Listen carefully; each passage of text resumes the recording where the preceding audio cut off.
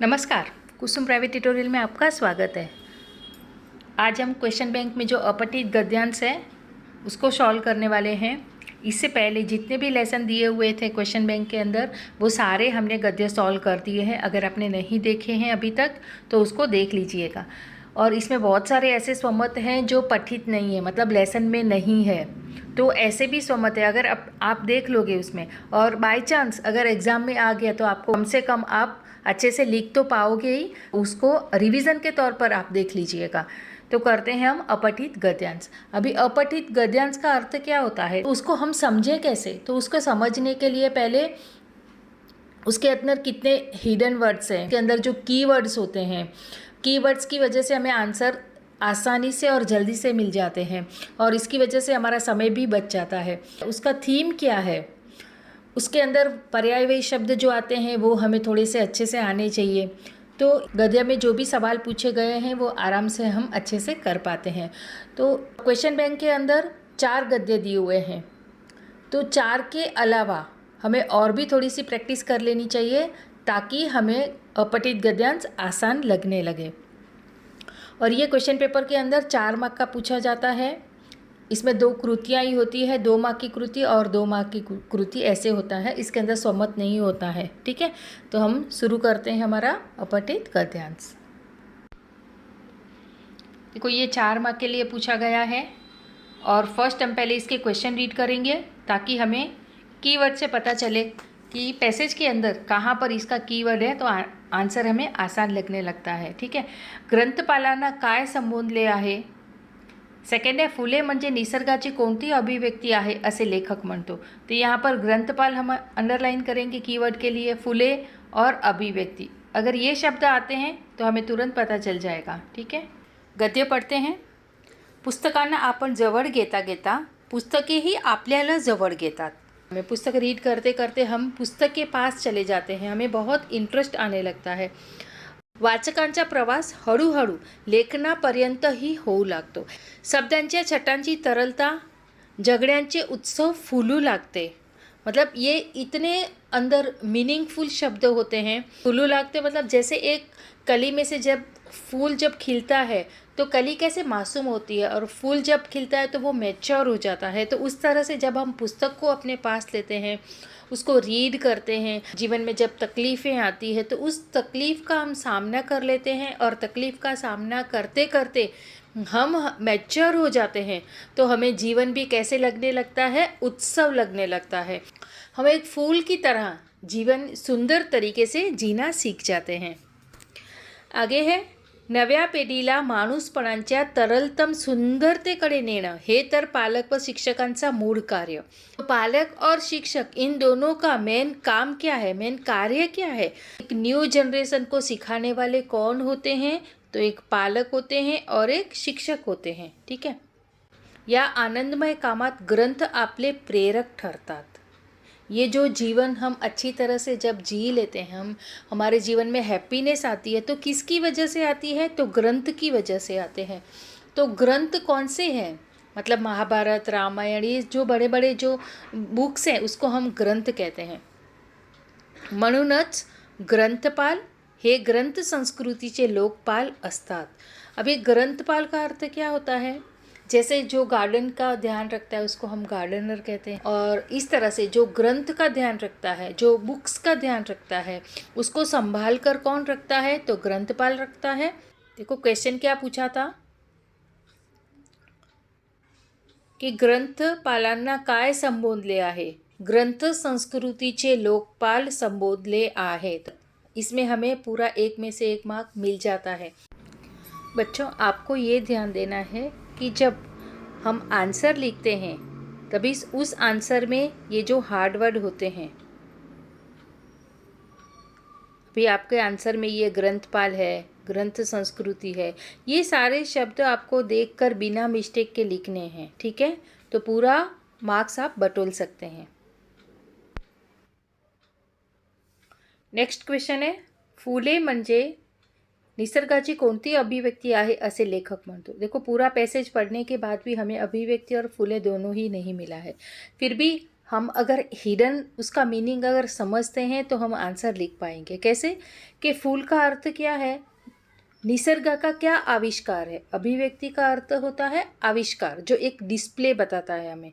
तो फूल हमें क्या बताता है कि जब वो निसर्ग के अंदर जब खुल जाता है, मतलब वो जब फूल जाता है, तभी निसर्ग कैसा लगता है, एक उत्सव की तरह लगता है। तो इस तरह से हमें भी आंसर यही लिखना होगा कि शब्दांच्या छटांची तरलता, मतलब जो पुस्तक के अंदर जो शब्द होते हैं और जो वो अच्छे अच्छे जो शब्द होते हैं, उन शब्दों की वजह से हमें समझ आ जाती है, और समझ की वजह से हमारा जो जीवन है वो जीवन एक उत्सव की तरह फूलने लगता है। ठीक है, गॉट इट। आंसर आपको समझ में आया कि हम इसके साथ कैसे हमें रिलाय करना है, हिडन अर्थ हमें कैसे निकालना है।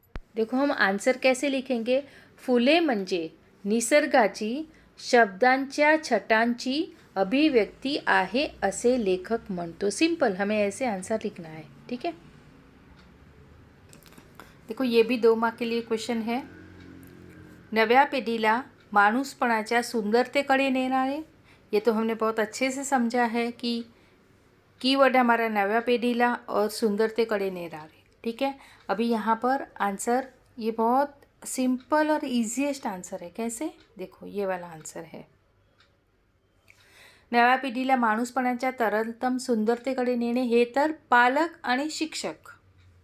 ठीक है, आंसर क्या आएगा, सिर्फ यहाँ पर पालक आएगा और दूसरे बॉक्स में हम लिखेंगे शिक्षक। सिंपल, इस तरह से ये पैसेज है। ये पैसेज बहुत इजी था, इसमें हमें आराम से 4 में से 4 मार्क्स ले सकते हैं।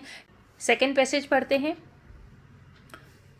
पैसेज पढ़ने से पहले वापस हम पहले क्वेश्चन पढ़ेंगे, ये 2 मार्क के लिए है। एका वाक्यात उत्तरे लिहा।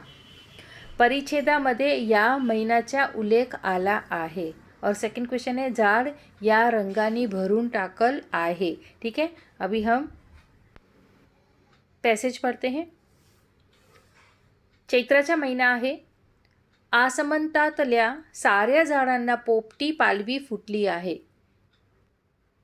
कौन सा मौसम, कौन सा यह महीना है, चैत्र। ये महीना मतलब मास, ये कौन सा मंथ चल रहा है, तो चैत्र। आसमान त्या साऱ्याच मतलब आसमान के अंदर जितने भी जो भी झाड़ हैं वो कैसे हो गए हैं, पोपटी पालवी फुटली आहे, मतलब एकदम ग्रीन कलर के उसके जो पत्ते फूट गए हैं, मतलब एकदम न्यू अभी अभी पत्ते खिले हैं वृक्ष के अंदर, झाड़ के अंदर। दृष्टी जाईल तिथं झाडांच्या फिक्क्या आणि गडद हिरव्या रंगाने अवकाश भरून टाकला आहे। दृष्टि जाइन मतलब जहाँ तक हमारी दृष्टि जाती है, दूर दूर तक जब भी हम नज़र करते हैं आसमान में, तो हम जब भी देखते हैं तब झाड़ों के ऊपर हमें क्या दिखता है, तो फिक्क्या आणि गडद हिरव्या रंगाचा। फिक्क्या मतलब लाइट और गडद मतलब डार्क। डार्क और लाइट कलर के पूरे झाड़ अपने पत्तों से भरे हुए हैं, ये हमें दिखता है। कब दिखता है, जब हम आकाश की ओर देखते हैं तब। ठीक है, ऊन तापत चालला आहे। देखो चैत्र मास मतलब अप्रैल महीना होता है, तो आपको पता है अप्रैल महीने के अंदर आपका समर वैकेशन होता है, एग्ज़ाम्स आधे महीने में ख़त्म होती है और आधे महीने में आपको वैकेशन हो जाता है। तो वो टाइम पे बहुत कडक धूप होती है, पण एवढ्या तीव्र उन्हातही ही झाड भक्कड उजेड पिऊन आतून रसरशीत आणि हिरवीगार असतात। तो हिरवगार और रसरशीत कब दिखते हैं, ये बहुत धूप होती है फिर भी वो कैसे होते हैं, भक्कड़ उजेड़, ये कभी भी ड्राई नहीं होते हैं। आगे पढ़ते हैं। या झाडांच्या प्रत्येक पान आणि हर एक डाळी सौंदर्यानंदानं बहरली आहे। मतलब प्रत्येक पान मतलब इसका एक एक जो लीव, एक एक जो पर्ण है वो, और हर एक डाळी, डाळी मतलब टहनियाँ होती है, जो ब्रांचेस होती है वो, ते उंच पिंपळाचे झाड बघत राहावं असं आहे। त्याची ती लालस हिरवी पालवी। देखो किसकी, त्या ती मतलब किसकी, पिंपड़ के झाड़ की। कैसी है, लालस हिरवी पालवी। वातावरण को कैसे करते हैं, एकदम सौंदर्य से भर देते हैं। तीव्र उन्हाच्या उजेडातही मुग्ध बसून उभं असणं किती देखणं आहे। वो खड़े हैं और उसको जब हम देखते हैं तो वो कितने सुंदर दिखते हैं। खरं तर हा हृदयाला आनंद बहाल करणारा दृष्टीचा पाडवाच आहे. ये हमारे हृदय को रियल में खरोखर रियल में हमारे हृदय को क्या देता है? हैप्पीनेस देता है, बहुत खुशी देता है, बहुत आनंद देता है. तो ये आनंद किसकी तरह देता है? ये पाड़वा की तरह. देखो रसरशित रहते हैं, ये कभी सूखते नहीं है. तो इस तरह से वृक्ष को किसके साथ कंपेयर किया है? एक पाड़वे के साथ, जो गुड़ी पाड़वा है, जो महाराष्ट्रियन का न्यू ईयर है, इसके साथ उन्होंने कंपैरिजन किया हुआ है. ठीक है, देखो फर्स्ट क्वेश्चन क्या है. परिच्छेदामध्ये या महीन्याचा उल्लेख आला आहे. ये परिच्छेद, ये जो पैसेज है, पैसेज में कौन से महीने के बारे में उल्लेख किया हुआ है? तो हमारा कीवर्ड है महीना. ठीक है, अभी देखो फर्स्ट लाइन में ही आंसर है, चैत्राचा महिना आहे. तो कौन सा महीना आया? चैत्र. आंसर क्या लिखेंगे हम? परिच्छेदामध्ये चैत्र महिन्याचा उल्लेख आला आहे. सिंपल. ठीक है, सेकंड क्वेश्चन दिया है, झाड या रंगाने भरून टाकलं आहे. हमारा कीवर्ड है भरून टाकलं. अभी आंसर हम देखते हैं. देखो कहाँ पर है ये.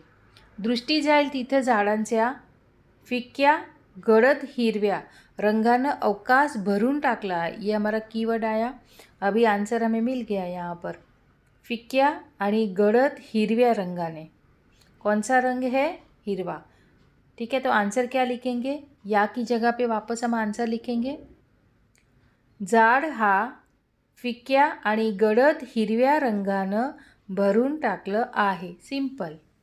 ठीक है, नेक्स्ट क्वेश्चन है, सहसंबंध लक्षात घेऊन वाक्य पूर्ण करा. सहसंबंध लिखना है हमें और उसके बाद उसको कंप्लीट सेंटेंस करना है. पिंपळ्यांच्या झाडाची लालसर हिरवी, ये तो हमने अभी देखा था, ये रहा.